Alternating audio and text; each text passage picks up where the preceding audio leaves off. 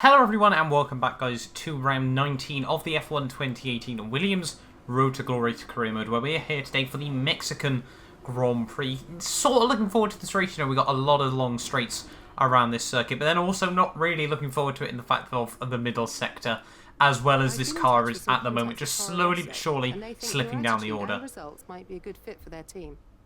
We can talk to them at our next contract review if you're interested. So, Emma just telling me there that Toro Rosso might be a little bit interested in us going into next season. Obviously, I have been getting a couple of questions about what I'm going to do for next season. Am I going to move teams? No, it's a Williams Road to Glory. Long story short, we are going to be sticking with Williams until we win the World Championship then. But let's move on then into free practice.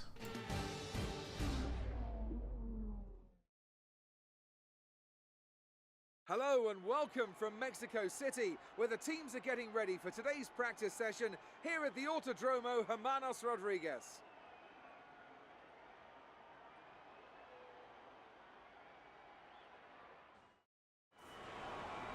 Right, we've lost telemetry, we've lost pretty much all sensor information. It's being looked into now, so just bear with it for a few minutes if you can, please.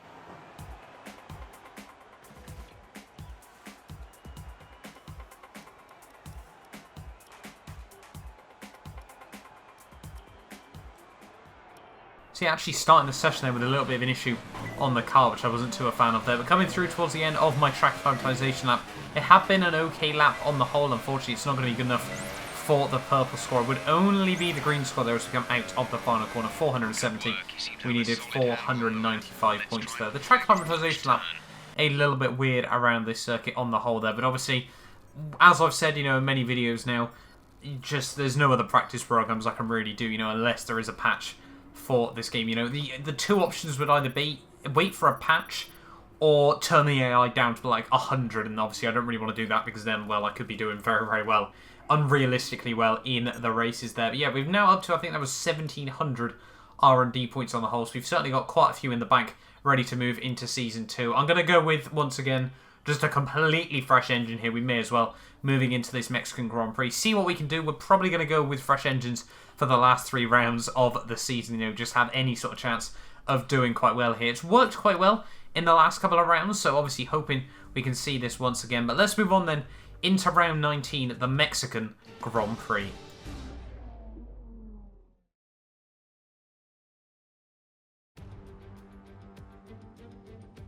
Formula One may have been absent from Mexico for 23 years, but after 2015's triumphant return, it was as if we'd never been away. In Mexico, a Grand Prix is more than just a race. It's a celebration of speed and of bravery. There's nothing quite like the atmosphere in the stadium today. They'll be drowning out the cars with their noise as they make their way through on lap 1. We're a long way above sea level here in Mexico today, which could pose some cooling issues for the cars as they make their way around this 2.6-mile lap. 17 corners with top speeds in excess of 220 miles per hour, and watch out for potential overtaking into turns 1 and 4.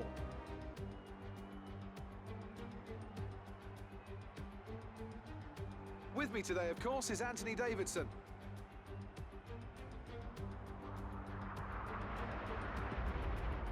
Well then, after an exciting qualifying session yesterday, let's take a look at how the cars line up. Lewis Hamilton lines up on pole position, with Sebastian Vettel starting alongside. Looking down the rest of the grid, we have Raikkonen, Perez, Daniel Ricciardo, and Verstappen, Hülkenberg, Sainz, Alonso, and Roman Grosjean. Leclerc, Bottas, they've taken a grid penalty. Kevin Magnussen, and Hartley, Stroll, Ericsson, Pierre Gasly, and Esteban Ocon, Van Dorn, and the Professor. And now it's time to head down to the track. Okay, not where we wanted you to be, so we'll need you to push hard in the race. So here we are then at Mexico, the Autodromos Hermanos Rodriguez, if I've got my pronunciation right. Now, I don't know if there's any Mexican subscribers, but if I've got it right, please do let me know down in the comments there. But in terms of race strategy, we're going to try and gamble the one stop here, really sort of take these super soft tyres nice and far, and then move on to a set of the ultra stops right towards the end of the Grand Prix. Obviously, it'll be interesting to see whether that does actually work out for us or not. But here we are then on the grid. A 45 grid penalty once more in the F1 2018 Williams Road to Glory. But it's lights out and away we don't go Not too sure what happened there. Just the carb simply refused to go into first gear there. So really, yeah, no idea about that start. It wouldn't have made too much difference, obviously, with how poor starts are, with how poor our starts tend to be anyway in this Williams career mode. You know, we generally just find ourselves getting right up to the rear of everyone by turn 1 again. And well, surprise, surprise, you know, we've been able to do that as we come through the first couple of corners there. A little bit of contact, actually, the Haas of Grosjean just a little bit up the road there. I think that was actually coming into a couple of issues with a couple of other cars. We might try and look up the inside of Van Dorn as we come down into the second braking zone. Are we going to be able to keep it up the inside there? We'll move to the outside for the next corner there. We think about trying to sniff around the outside of Pierre Gasly there, but we do hold on around the outside of Van Dorn there. We should hopefully get better traction there. Ocon gets caught out on the curbs on the inside there, so we're also going to be able to slide around the outside of him, up the inside of Gasly as well. They've been running them a little bit wide. Unfortunately, no idea what Ericsson is doing there. Just parks it just in front of me there. It means we do pick up a tiny bit of front wing damage there, which I really did not want in the early stages of this race. So, you know, we'll accept that for now and try and continue soldiering on in this Grand Prix. They're once again just running to the back of Ericsson. He's all over the shop at the moment. They're struggling for a rear end grip, and then we accidentally send it down the inside of Ericsson through the stadium section there, run very wide on the exit. That's going to give Ericsson the inside line, and well, he is going to be able to hold on to that position as we come out on to lap 2 of this Mexican Grand Prix here. And we're going to have to slipstream the ERS and the Rich Revs there, and well, it's straight back past the Sauber car. One of the only cars I really feel that we generally, I think the Sauber and the Toro Rosso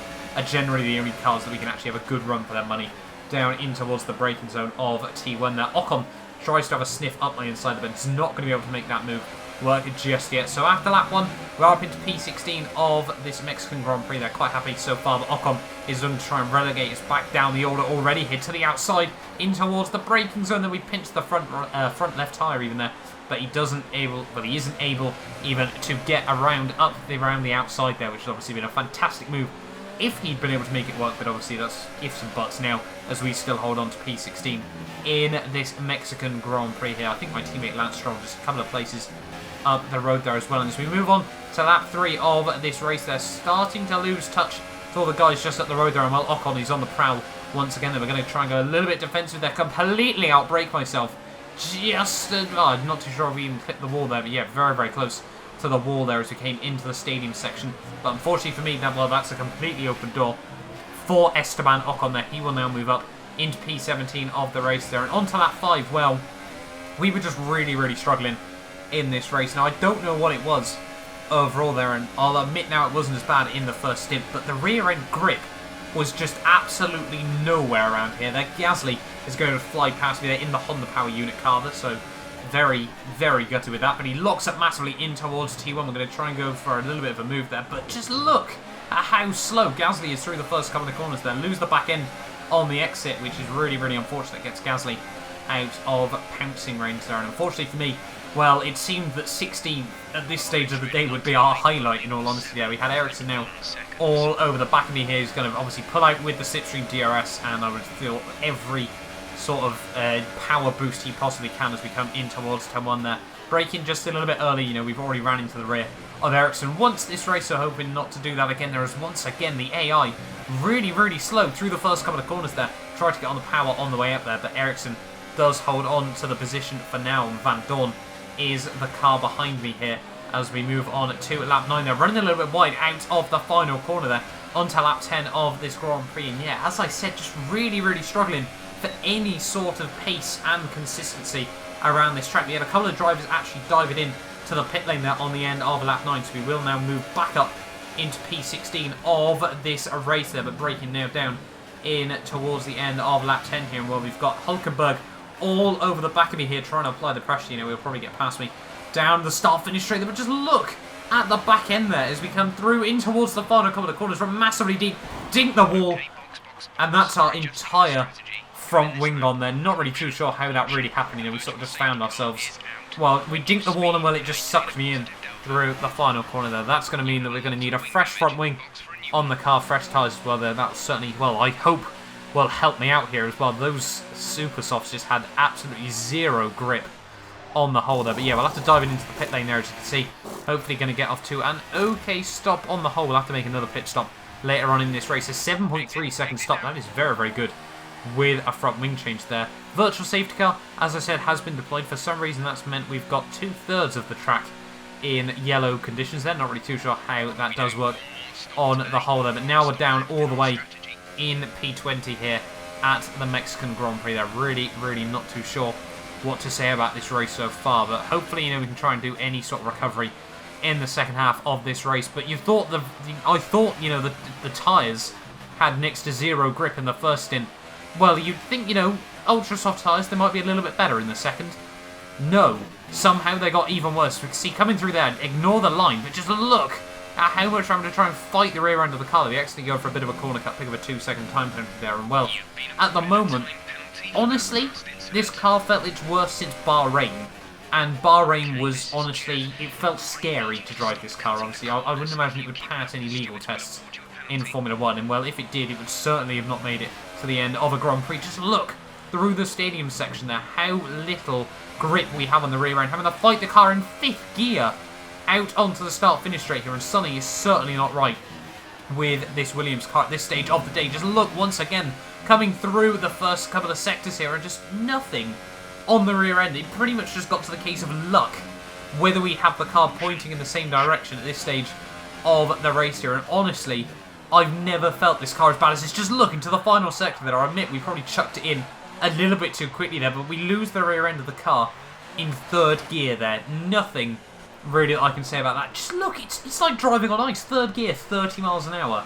And there is nothing we can do to try and keep this thing pointing in the right direction, going where I want it to there. And as I said, you know, it honestly just felt like this Williams had taken a huge step backwards to, well, the start of the season, in all honesty, all the way back to Bahrain here. So yeah, no idea what was wrong with the car at this stage of the Grand Prix. I was really hoping, you know, we'd just sort of find some rhythm there. But just look, watch the steering wheel as we come through the first couple of corners there. Once again, just back around. Nothing we can do about this. And this is absolutely infuriating at this stage of the race, because, you know, I really did want, you know, Mexico was going to be an alright shot for us for a semi-decent result on the whole. But just look, nothing in terms of rear-end grip here. This was absolutely heartbreaking. Now, again, just nothing. We tried to turn into the corner, and the back end just completely goes around. It's like a drift build at the moment there. Unfortunately, yeah, we're going to spin around once more. But yeah, no idea what is wrong with this car at this stage of the race. You can see we're near enough a lap down now already in this Mexican Grand Prix. On to lap 16 now, all over the back of Lewis Hamilton. Obviously, he has now lap where obviously we're not going to go for anything into T1 there. But just, again, nothing we can do with this car here. And this was serious frustration with this Williams car. As I said, I don't think it's been this bad all season long. It was honestly, I was honestly starting to question, you know, I'd actually just got the, I think it was the day 1 patch for the game at this point, or whether it was just the update, so now people can install the game, like preload it at this stage. But honestly, no idea whether this was just a glitch in the game, you know, whether it was just a one-time thing, you know, just a few bad issues, or what it was. Whether, you know, I checked the tyre temps, although they were certainly getting a bit high, they certainly shouldn't have been this bad at this stage of the race there. But just look, nothing in terms of rear-end grip here. So yeah, as I said, not too sure whether it's a glitch, a bug, just a one-time thing, whether it's Mexico, whether it's just this Williams at Mexico, or what it was. The setup wasn't particularly extreme. It was no different to what we usually run in this career mode, and that's usually been fine over the course of the second half of this season. But honestly, nothing we could do here. This was absolutely heartbreaking. We've been now lapped by Fernando Alonso there, who's, well, just inside the points at this stage of the Grand Prix here. And, well, this is our race well and truly over there. Fighting the back end, though, and we're, well, honestly, we're done. I can't continue driving this car for another 20 laps around this circuit here. You know, we will just end up crashing out at some point, and we'll do more damage to the engine if we don't. So, well, it's not the way I wanted to end the race. Quite possibly the weirdest way I've ever had to end a race in this career mode. It was almost like driving with a puncture in many ways. You know, if you had a rear puncture on this game and just the back end refuses to turn in there. But, well, we're going to have to retire from the Mexican Grand Prix there. As I said, I think the first time you've had to retire manually in this career mode there. The other 3 times have all been due to, well, just destroying the car. So happy, you know, we didn't do that at the end of the day there. But honestly, I've never driven this car anything like it. And I hope that I never have to again.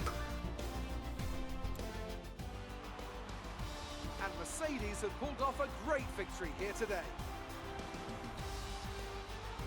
And Anthony Davidson, give me your thoughts. How did they accomplish this result?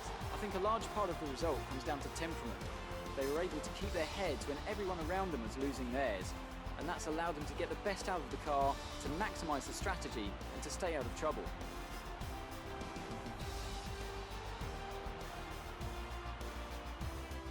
And here are our podium drivers today after that excellent race.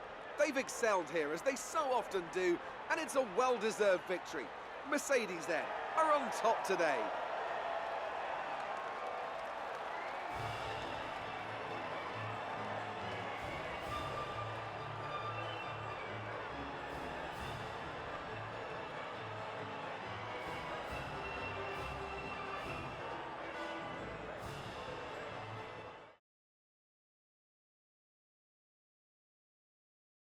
It's a good result for Sebastian Vettel, who moves further ahead at the top of the table. Now then, Anthony Davidson, who was your driver of the day? Difficult call, but I'd like to say Esteban Ocon. He's just so gifted at getting the most out of his tyres, and he showed that today. The Constructors' title may already be decided, but so then, Ferrari have now moved out of sight and out of reach. It's another triumph for the Italian team as they claim the World Constructors' Championship. After all that excitement, it's time for a lie down, I think. Thanks for joining us, and goodbye until the next race. So there we are then, an absolutely shocking way to end this Grand Prix. I said actually after Singapore, I think in the Russian Grand Prix video, that we didn't retire from any more races, but that was before I came into the Mexican Grand Prix, and honestly, that was absolute hell, and we barely even did half the Grand Prix there, so really, really gutted with that. Hoping we can have, a bit of an upturn of fortune as we move into the final 2 rounds of the season. Obviously, we will have a good, I think, over 2,000 R&D points now as well, to pile onto the car for Season 2. But honestly, if it remains like that, this Williams Road to Glory, I really start to feel we were making progress in these last few rounds. We had the DNF at Singapore, but before that, we'd scored points in Italy. We just missed out at Spa. We scored points in Russia. We had 2 12th places in a row after that coming into this race. But yeah, as I said, nothing we could do with that car. That it was undrivable there. Hamilton jumps Raikkonen once again in the driver's standings there, with Max Verstappen and Ricciardo swapping places once more. Nothing in terms of the constructors there, except for obviously Ferrari have now obviously wrapped up both world titles there in dominant fashion throughout the entirety of that season now. We've pretty much locked down 8th place overall in the Constructors' Championship as well, unless we can get some sort of miracle result in the final couple of rounds of the season there. But yeah, I really just hope this car doesn't continue on like this. This was actually the last race I'm recording / commentating before I head to Belgium as well. So yeah, obviously I hope I can return, be a bit fresh with the game, and well, hope it just works. The crash looked pretty serious. Can you walk me through what happened? The car just didn't feel right and I lost control is certainly the answer I want to go with, but we're not going to try and damage Williams' reputation in this career mode, so we'll go with a no comment there. And it was like Dodgems in F1 today, wasn't it? Yeah, I think we'll go with a no comment once again, though. I don't think we want to say anything more about that, except for complain about the car. Thanks anyway. As you can tell there, obviously, I like to think I'm quite a racing driver. They're blaming the car. It's never my fault on the whole. But yeah, as I said, I've never driven the car and it be that bad. Honestly, the closest I can think of was Bahrain, where it was uncontrollable, don't get me wrong. But at least we could keep it pointing in the right direction most of the time. The back end here was just breaking away every opportunity it got in this race, which was really, really heartbreaking there. See, in the driver rivalry, though, Lance Stroll was able to pull away a little bit more there. We have just not had the second half of the season versus Lance Stroll. Obviously, we had those really good results in the opening few rounds. But since then, after upping the AI, obviously it's made the practice programs impossible there. And, well, the AI tend to get a little bit OP. But yeah, 2,000 R&D points now as we move into the Brazilian Grand Prix next time out. As I said, hopefully, we can really try to improve on the car. I don't think, obviously, if my scheduling is correct, there will be a career mode video out tomorrow.